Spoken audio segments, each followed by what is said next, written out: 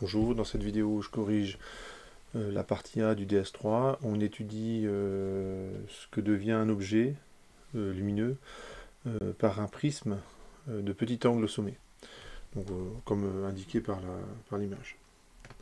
Alors voici le sujet.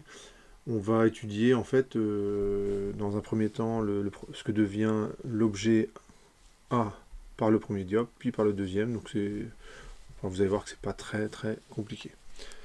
Alors on commence la résolution. Le sujet et le corrigé sont disponibles dans la description. Donc commençons par la question petit 1. On vous demande de raisonner sur le rayon 1. En plus, on vous donne le schéma et les notations. Et il faut montrer que H', alors le point H il est là, A' égale n fois H fois A. Et on vous donne plein d'indications. Donc autant dire que ce genre de questions, il faut arriver à la faire. Je vais commencer par refaire correctement le schéma, hein, donc en m'inspirant de ce qui est donné par énoncé, et je vais démontrer la relation. Voilà, donc j'ai représenté le dioptre. Donc à droite, vous avez le vert, et à gauche, bon, peut-être le noter ça.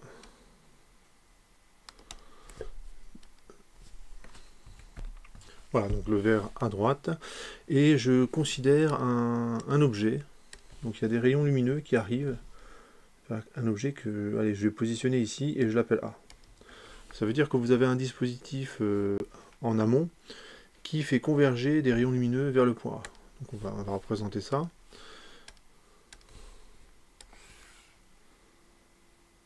Donc ça c'est un rayon.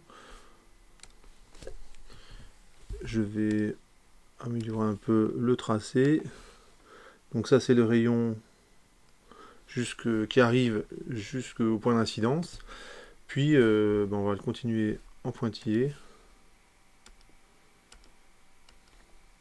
Hein, donc le rayon c'est uniquement la partie qui est en gras.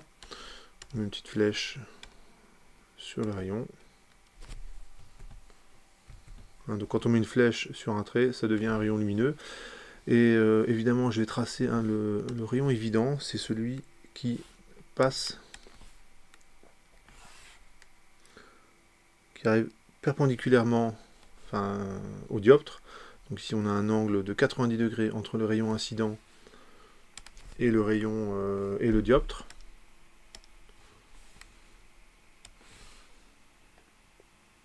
Du coup ce rayon lumineux, lui il n'est pas dévié. On met des petites flèches pour indiquer que c'est bien un rayon. Voilà, donc je mets des deux côtés. Et ce que je vais regarder, c'est ce que devient le rayon lumineux après le passage par le dioptre. Donc je trace la normale au dioptre. Donc tout ça, c'est pas très compliqué, hein. Alors moi, j'arrive à faire un truc c'est assez pratique, Paint, c'est que je peux déplacer le trait que j'ai fait, ce qui fait qu'on a un schéma qui est pas mal. L'angle d'incidence, évidemment, je l'appelle I. Il est ici. Et vous avez l'angle réfracté. Alors comme j'arrive dans un milieu d'indice plus fort, il est plus réfringent, le rayon lumineux, il va former un... Alors je vais améliorer un petit peu le schéma. Voilà, donc le rayon, il va partir comme ça. Alors il faut que j'arrive... Du coup je vais rallonger aussi le rayon qui est là.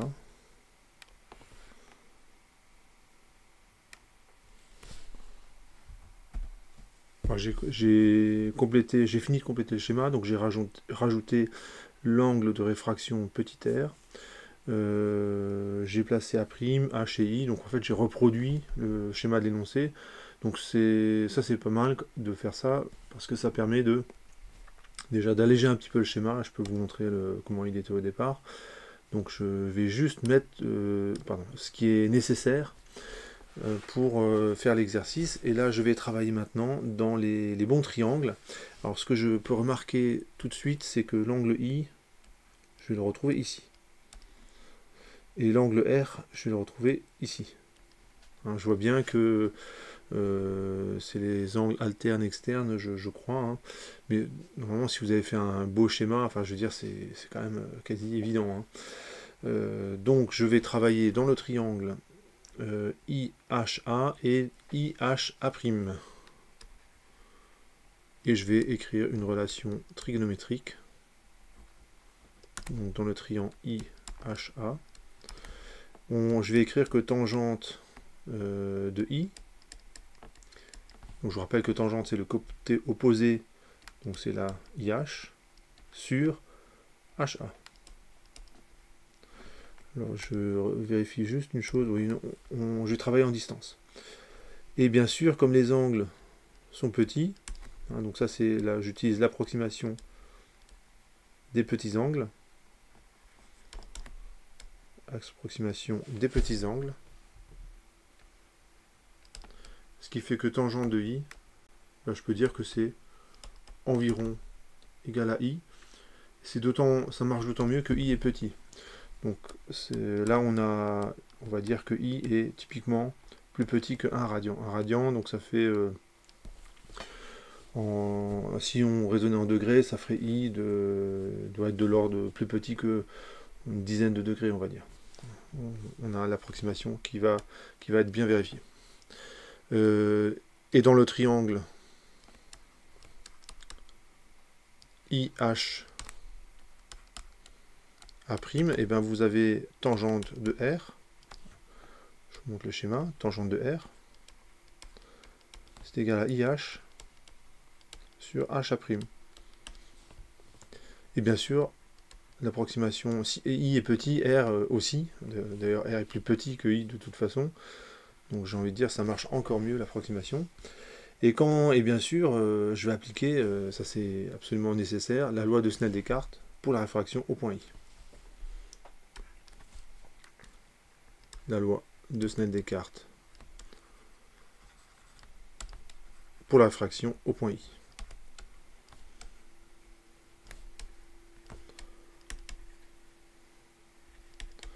Réfraction au point I. Ça fait sinus de I égale, alors je vous remonte le schéma, c'est l'indice de l'air fois le sinus de I égale l'indice du verre fois sinus de R.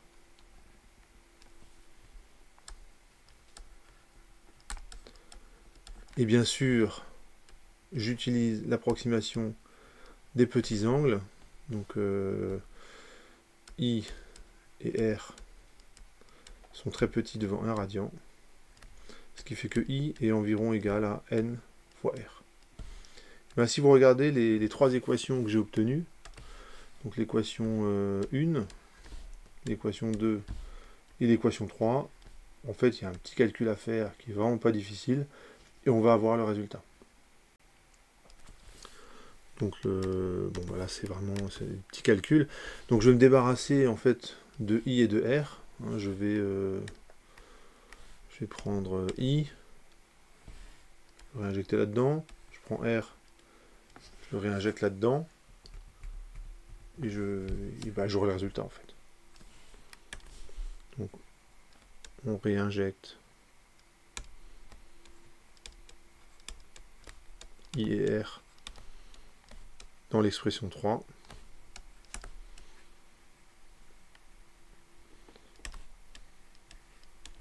Donc ça donne I, ça fait quoi? On avait dit IH sur HA, ça vaut N fois IH sur HA'. Bien entendu, ce qu'on voit immédiatement, c'est que ces deux termes se simplifient et j'ai le résultat. HA', je le passe de l'autre côté, donc il passe du dénominateur au numérateur à gauche. Pareil pour HA, bon, c'est des petits calculs. Hein. Et je démontre le résultat. On encadre et on peut passer à la question suivante. Alors, regardons l'énoncé. Donc cette fois-ci, on va passer de A' à l'image finale par le second dioptre. Donc vous avez un schéma. Alors le schéma, il a un peu de travers parce qu'en fait, ça correspond au second dioptre qui effectivement fait un angle par rapport au premier. Donc, dans le schéma, le schéma respecte ça. Donc de la même façon, je vais reproduire cette figure et on va faire des petits calculs et c'est quasiment les mêmes en fait. Et on va démontrer que h' a seconde, c'est h'A' sur n. Alors on va faire le schéma. Voilà, j'ai fait le schéma, donc là j'ai pas détaillé la construction du schéma. Donc j'ai pas recopié tous les rayons, et évidemment ça sert à rien. J'ai mis juste ce dont je vais avoir besoin. J'ai appelé ce point là, qui est ici I' et H', A' et A seconde. Donc A' en fait c'est le point d'avant. Hein. Ça veut dire que là cette fois-ci on s'intéresse au second dioptre. Ça va donner l'image finale A seconde. Ce qui fait que quand je vais tout remettre ensemble, à la fin, je vais savoir comment je passe de A, l'objet initial, à l'image finale A seconde. Donc on tourne un petit peu la tête pour redresser la figure, hein, si ça vous embête un petit peu. Et on va faire exactement la même chose. On va prendre des triangles rectangles et on va appliquer des petites formules trigo. Vous remarquez que l'angle petit r il se retrouve ici et l'angle petit i se retrouve ici. Donc dans le triangle, cette fois-ci I', H', A seconde, on a petit r qui est environ égal à tangente r, toujours l'approximation des petits angles, donc ça veut dire que r doit être petit devant, négligeable devant un radian, et tangente r c'est I', H' sur h a seconde. Dans le triangle,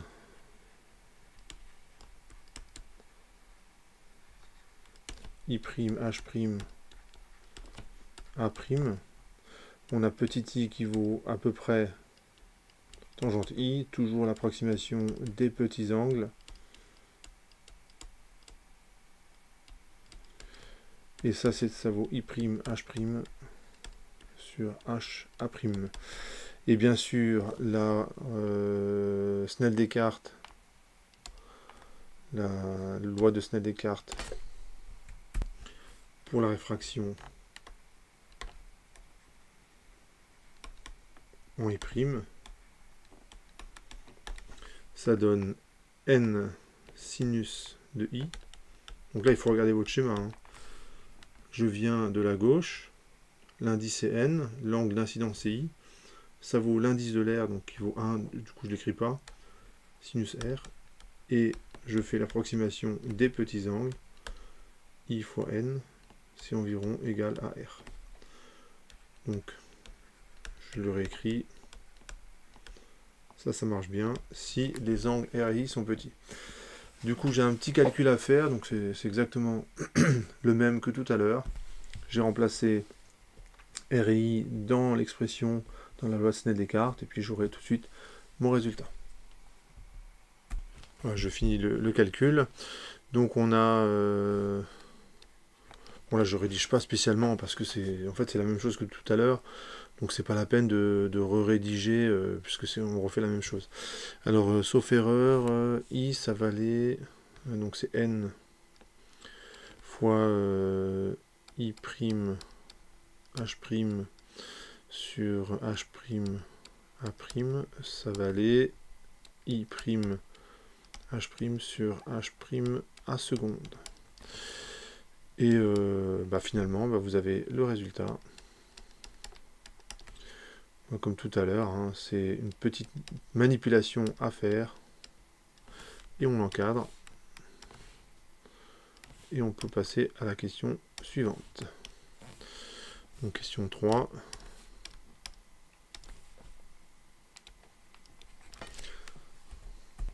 Alors, question 3, on va recopier, on va s'intéresser maintenant au passage de A à A seconde, puisque c'est ça l'objectif final.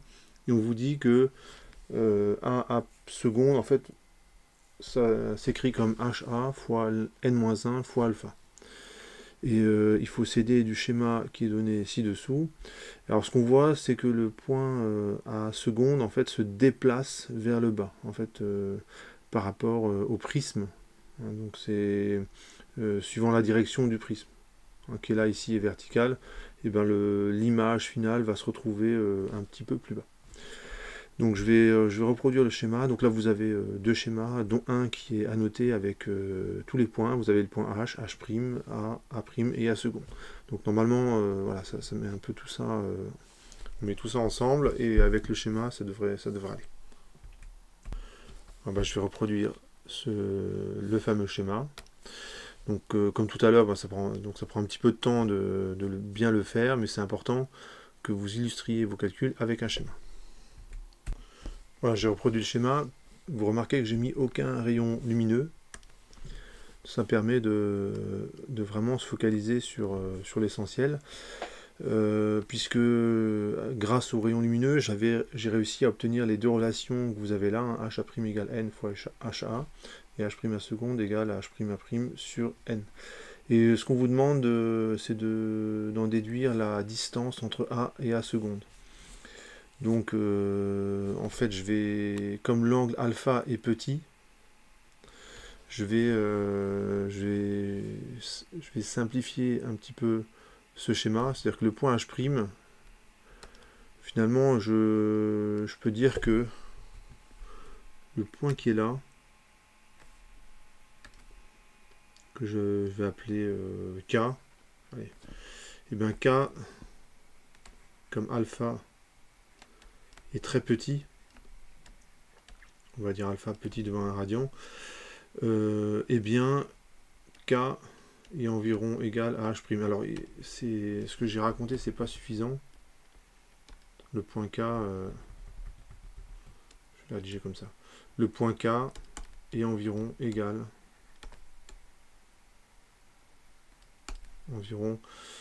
confondu avec H'.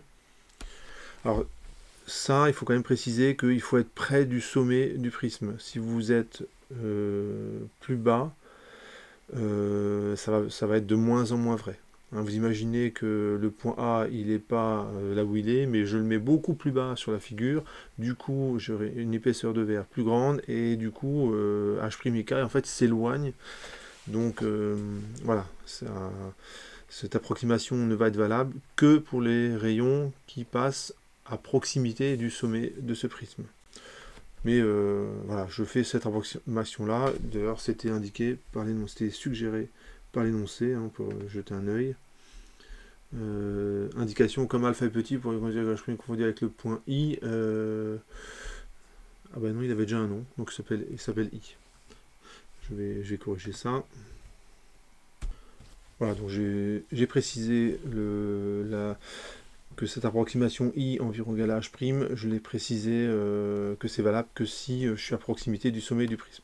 Du coup, je vais refaire le schéma. Alors, moi je refais le schéma pour des raisons de clarté, mais bien entendu, vous, dans une copie, vous ne faites pas ça. C'est-à-dire que vous êtes un peu plus efficace, et vous pouvez aller directement faire des petits calculs et donner la réponse. Donc moi je refais le schéma avec cette approximation. Alors pour le début du schéma, on a ceci, A', il est ici, le point A, disons que je le mets ici, et le point A seconde, l'image finale, est ici. Alors, quand vous faites le schéma, j'attire votre attention sur le fait suivant. Bon, déjà, il y a un truc, il y a quelque chose qu'on peut rajouter. C'est que l'angle alpha, je vais le retrouver également ici. Hein, en effet, ici, j'ai un angle droit. Et là, j'ai un angle droit, en H et en H'. Donc finalement, les traits que j'ai tracés en gris qui se croisent en A', je retrouve l'angle alpha. Donc je peux positionner cet angle. De plus, si je réécris les les équations qu'on a obtenues, on dit que HA', enfin, on a montré que HA' c'était HA, et on a montré que comme I remplace H', on a I A' qui vaut N IA seconde. Ça c'est la question 1, et ça c'est la question 2, où j'ai changé H' par I.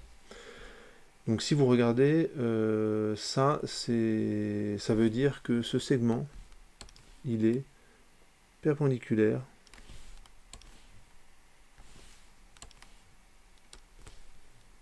ce segment-là entre A et A', il est perpendiculaire à l'autre segment HA'. Ici, on va retrouver un angle droit.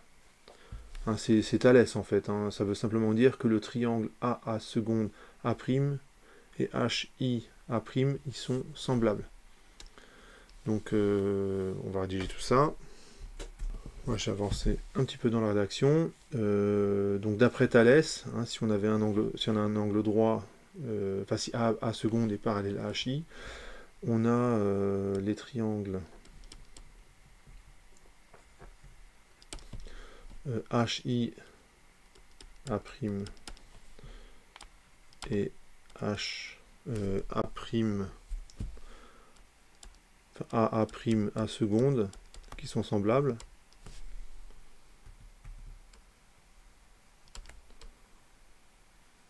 Et donc, si j'écris Thalès, enfin, je sais que le rapport H A' sur HA,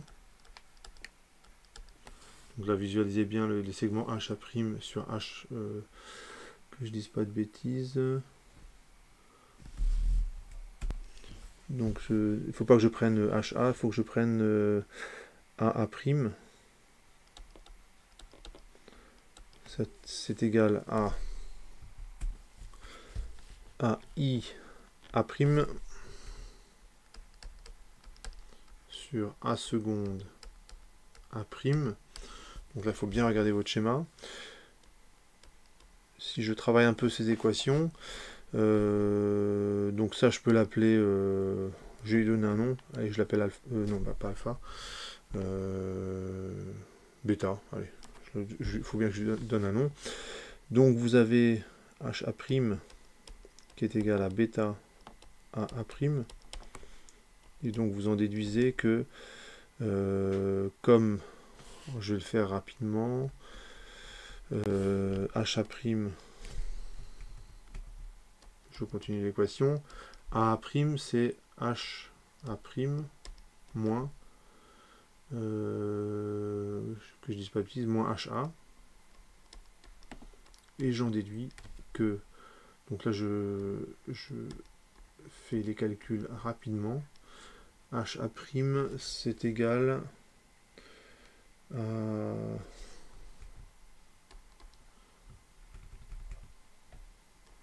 HA' sur HA.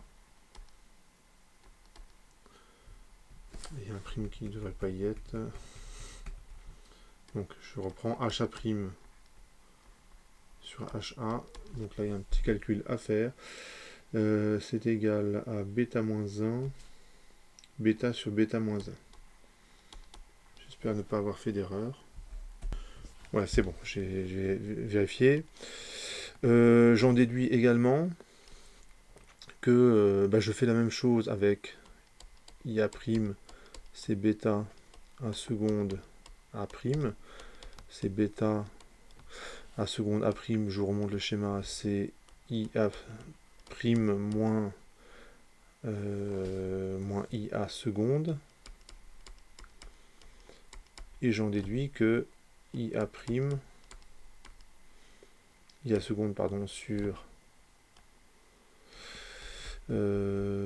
je vais plutôt le rédiger comme ça, donc c'est IA' sur IA seconde, ça fait quoi? Ça fait la même chose, donc c'est bêta sur bêta moins 1.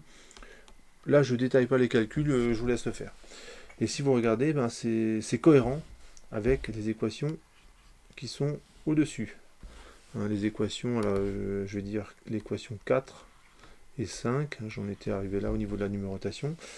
Donc c'est cohérent avec les équations 4 et 5, et en fait ce truc là, bah, c'est l'indice. C'est l'indice. Donc on peut écrire, hein, donc c'est cohérent avec l'affirmation étoile. Bon, au niveau de la rédaction, on pourrait peut-être améliorer.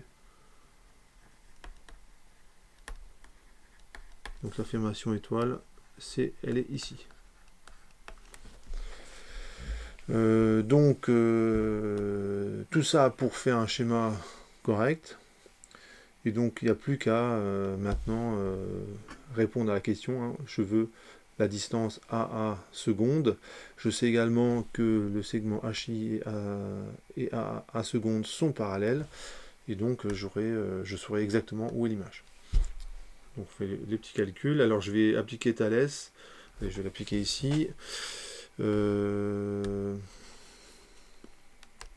D'après Thalès, les triangles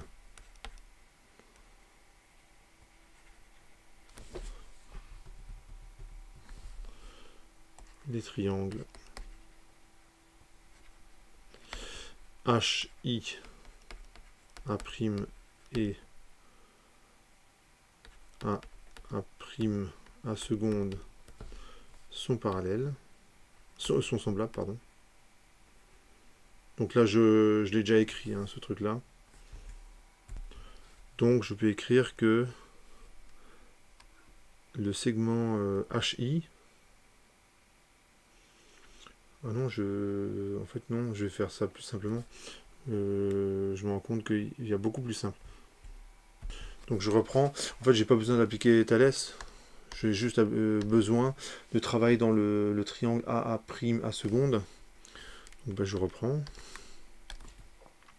Dans AA' A seconde, on a ma tangente alpha. Ça vaut quoi? Bah, ça vaut AA', A seconde, pardon, sur AA'.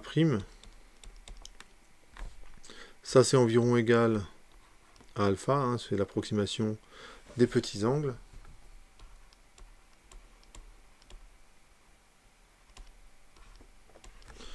Et il suffit d'écrire ceci, hein, que AA', bah, c'est HA' moins HA.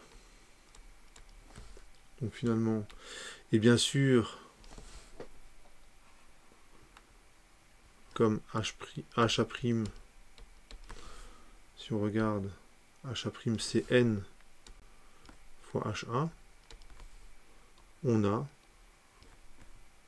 alpha qui est environ égal à A seconde sur N HA moins HA. Et je finis mon calcul. Ça veut dire que A seconde, c'est égal à alpha fois N moins 1, pardon, fois HA. Bon, je ne détaille pas la fin du calcul qui est à peu près, qui est quand même très facile. Donc j'ai mon petit calcul, hein, donc je vous remonte le début. J'ai simplement écrit que tangente alpha c'est A seconde sur A', et puis j'ai fait des petits calculs et j'ai mon résultat. Pardon. Alors, et ça répond à la question.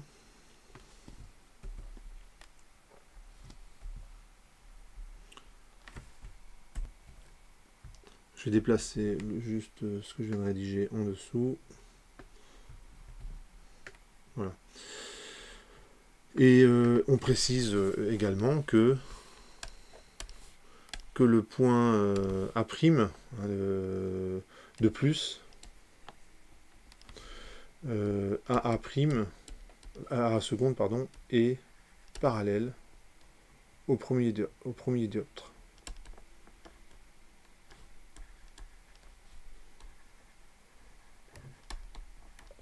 Ça, on peut le préciser, hein, également. Donc, voilà, je crois avoir fini cette partie. je fais un petit peu de... Je mets le texte au bon endroit. Il me semble que j'ai répondu à toutes les questions, hein, c'est bien ça. Voilà, et on pourra passer à la partie suivante dans une prochaine vidéo. Je vais illustrer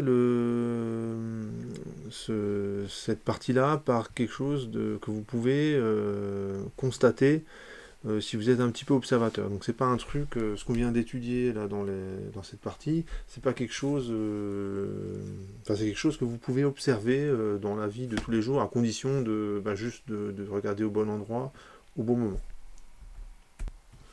Donc la manip que je propose est la suivante.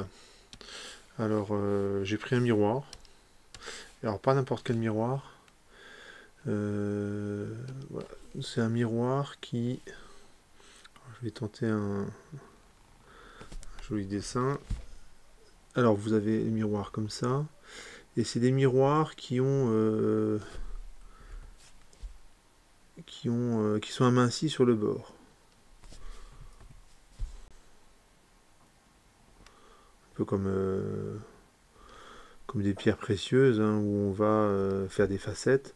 Bon bah là c'est pas des, on va dire, c'est quand même pas une pierre précieuse, c'est du verre. Mais on fait une facette. Donc c'est un miroir comme ça.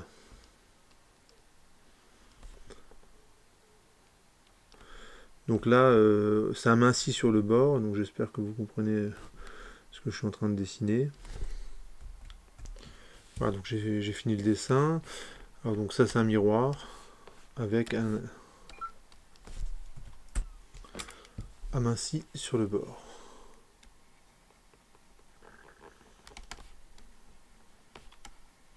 Donc si on fait une coupe comme ça, dans ce plan de coupe là, ça vous donnerait un profil du miroir comme ceci. Donc là on aurait du vert, ici la partie réfléchissante, donc ça correspondrait à ce profil là. Donc, voilà, donc j'espère que vous voyez bien le truc. Voilà, donc j'ai fait en coupe là pour que vous puissiez imaginer l'épaisseur du verre. Donc la face arrière elle est métallisée, donc du coup on arrive à se voir dedans.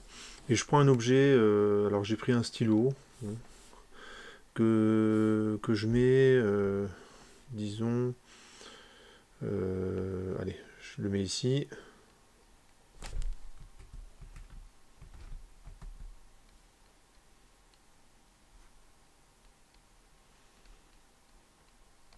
Voilà, donc j'ai mis un stylo et j'ai regardé le résultat, ce que ça donne. Allez, je vais me faire des yeux bleus. Voilà. Et je regarde le résultat que ça donne.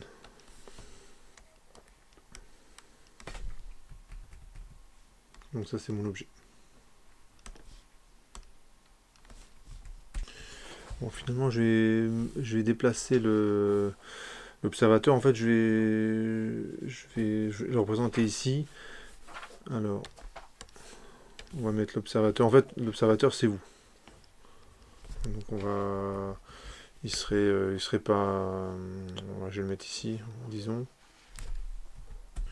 Oui, en fait, je vais pas le représenter, ça va être un petit peu compliqué, parce que si je le représente, en fait, je vais le mettre sur ce que je veux dessiner, donc ça va pas aller. On va dire que l'observateur, c'est vous, et voilà ce que vous allez voir. Vous avez l'image du stylo, donc vous allez voir son image, ici.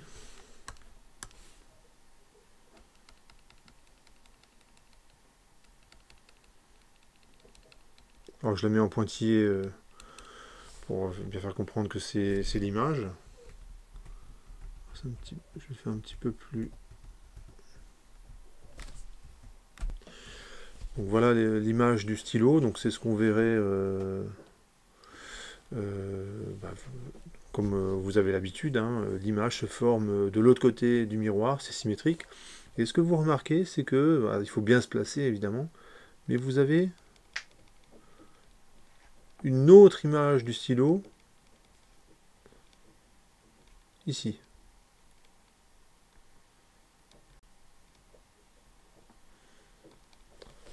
vous l'avez en 2 exemplaires. Donc, et avec ce qu'on a fait, on arrive à expliquer ça assez facilement. Donc je vais faire une vue en vue du dessus pour que vous puissiez comprendre ce qui se passe. Alors, ça donne le schéma suivant. Vous avez la partie réfléchissante du miroir qui va être là.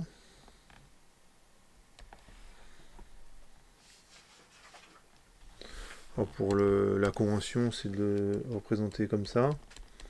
Donc ça veut dire que c'est métallisé. Et vous avez le verre. Donc, je vais exagérer un peu là.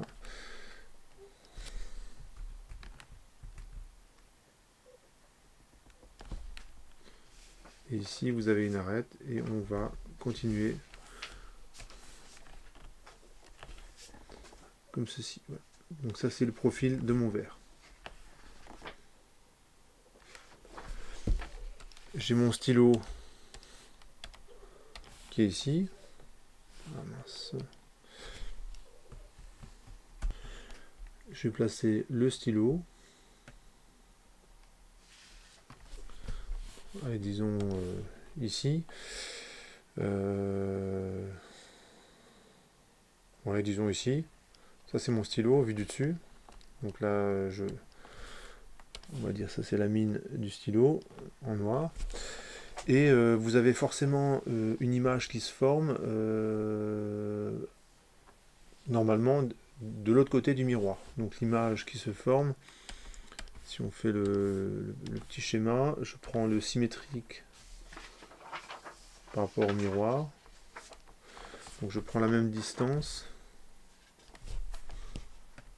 Ouais, donc là, je suis pas trop mal. Donc l'image du stylo va se former à peu près ici.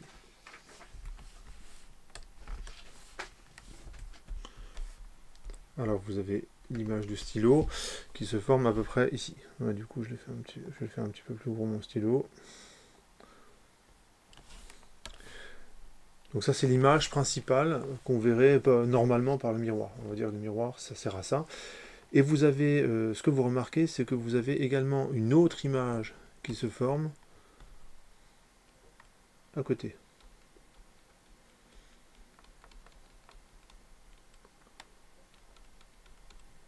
Deuxième image.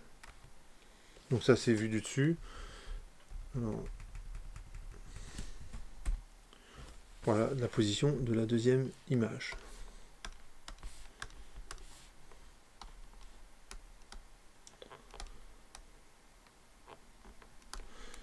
Et cette image, on la voit sur la partie qui est biseautée. Ça veut dire que l'observateur, il faudrait qu'il soit à peu près, pour qu'il puisse voir les deux, il faudrait qu'il soit à peu près ici. Donc on va dire que l'observateur, il faut qu'il soit à peu près ici.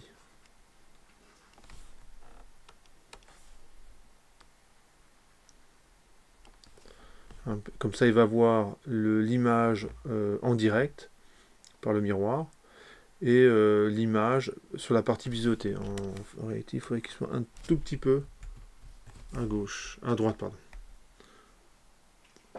Normalement, là, il devrait le voir. Les rayons qui partent de l'image, c'est bon. Et je vérifie les rayons qui partent.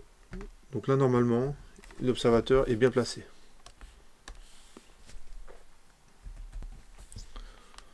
Donc l'observateur est bien placé.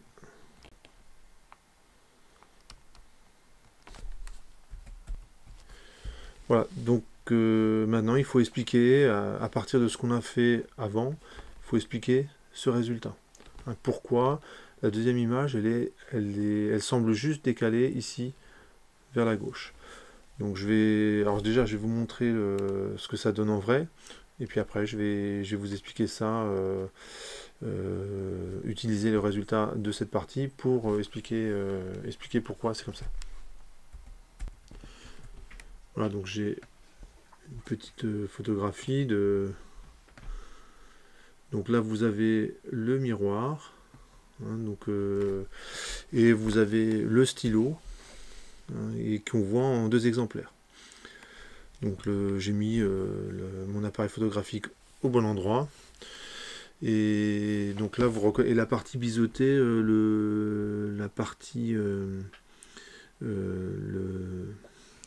l'arête entre la partie où la partie biseautée commence, elle est à ce niveau-là. C'est à ce niveau-là.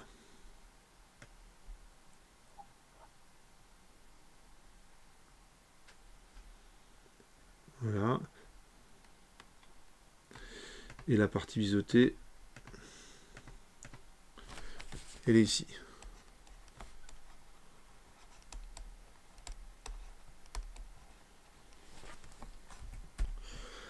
Voilà pour la manip, donc c'est extrêmement simple. En fait, c'est pas, je dis manip, mais c'est pas une manip. Il suffit juste de regarder au bon moment, au bon endroit. C'est-à-dire qu'il faut qu'il y ait un miroir de ce type-là et que vous regardiez un objet bien placé et vous le voyez en 2 exemplaires.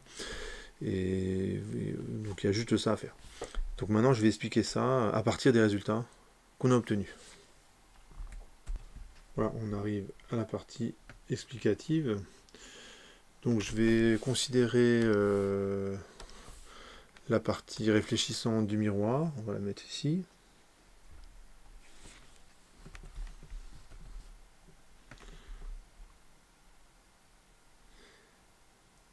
Voilà. Et ce que je vais faire, c'est, pour plus être embêté par le fait qu'il y ait une réflexion, je vais travailler avec l'image du miroir. Alors je m'explique.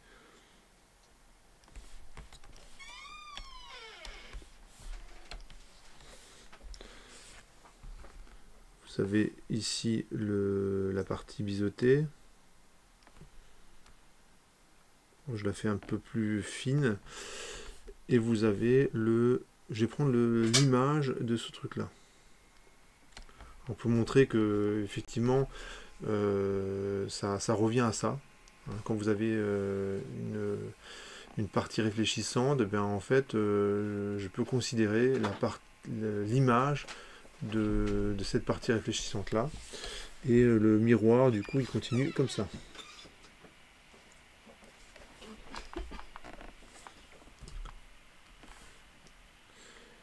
Et je vais considérer les 2 images qui se sont formées. Vous avez la première image. Disons, je vais la mettre ici. Et la deuxième image, elle va être par là.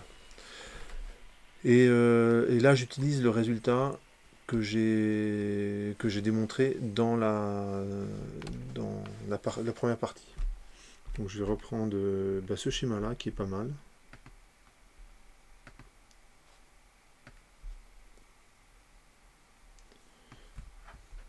Voilà, on va faire un petit copier-coller.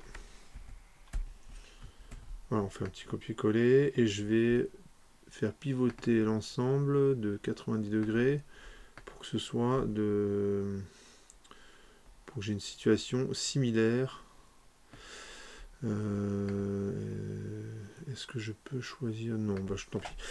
Donc je vais utiliser le résultat qui est là, à gauche. D'accord, c'est ce qu'on a montré. Donc si vous regardez les rayons qui partent de l'image du stylo, donc du coup ça c'est l'image du stylo.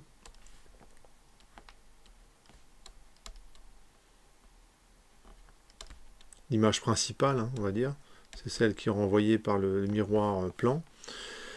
Et du coup, je vais considérer des rayons qui partent de cette image-là. Donc ça devient du coup un objet. Donc l'image du stylo qui devient un objet.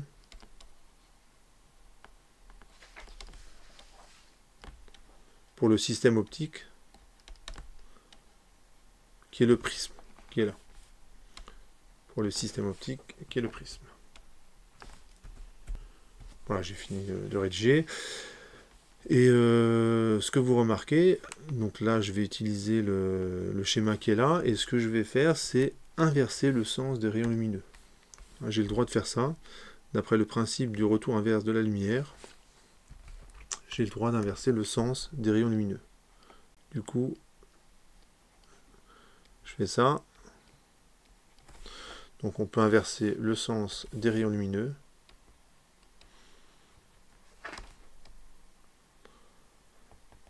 Le sens des rayons lumineux d'après le principe du retour inverse de la lumière. Ce qui fait qu'un observateur qui va observer ça, finalement l'objet qui est ici, cet objet-là, donc c'est à seconde là sur le schéma, eh bien, on va voir si on peut, si je zoome, est-ce qu'on arrive encore à... Ouais. Donc l'image de l'objet, ben ici c'est à seconde, en fait, l'observateur, qui serait ici,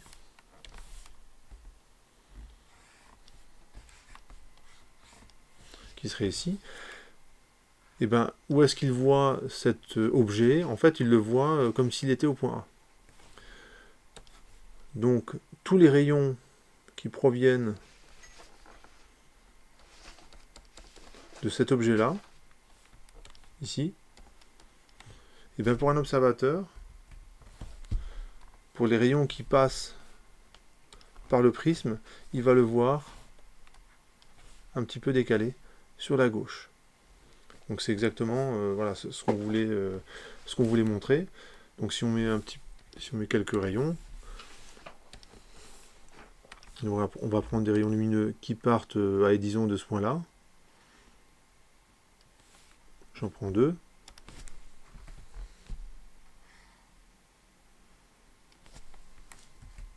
Voilà, ça donne ce schéma-là. On n'oublie pas les flèches sur les rayons. Et l'observateur, bah, du coup, il serait ici, dans ce cas-là. Et il verrait, donc, cette image-là, il la verrait, l'image du silo, il la verrait un petit peu décalée. Et ce qu'il pourrait voir également, alors là, ça va être un petit peu délicat. Il faudrait que je décale un petit peu mon observateur. Voilà, j'ai complété le schéma. Alors j'ai fait partir d'autres rayons, alors que j'ai mis dans une autre couleur pour juste pour qu'on voit un petit peu mieux. Et donc il y a deux rayons qui traversent l'épaisseur de verre, la partie parallèle. Donc c'est des rayons que j'ai tracés en vert. Puis vous avez les rayons que j'ai tracés en rouge qui donnent l'autre image, qui est celle de gauche. D'accord ? Eh bien, si vous avez l'observateur qui est, disons, j'ai dessiné un œil assez grand. Voilà.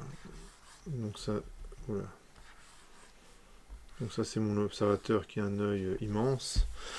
Et bien cet observateur, ce qu'il va voir, eh bien, c'est les deux images en même temps.